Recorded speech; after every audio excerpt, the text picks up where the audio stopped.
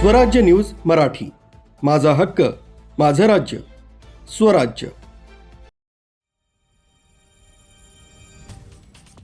सप्तशृंगी देवीच्या दर्शनाहून परतणाऱ्या भाविकांच्या इनोव्हा कारला सप्तशृंगी गड घाटातील गणपती पॉइंटजवळ भीषण अपघात झाला आहे।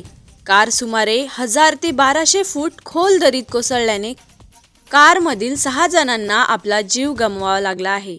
रविवारी दुपारी ही दुर्दैवी घटना घडली।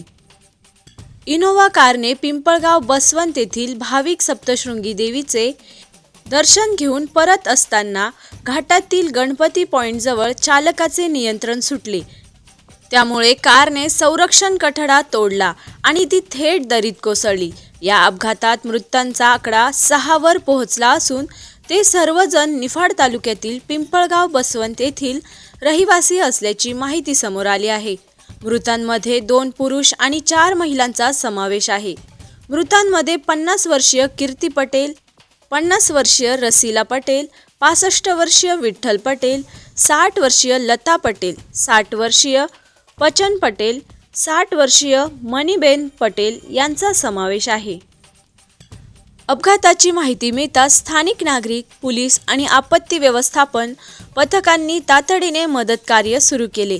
दरीची प्रचंड खोली आणि दुर्गम भाग यामुळे मृतदेह बाहेर काढण्याच्या कामात मोठ्या अडचणी आल्याचे बचाव पथकाच्या अधिकाऱ्याने सांगितले।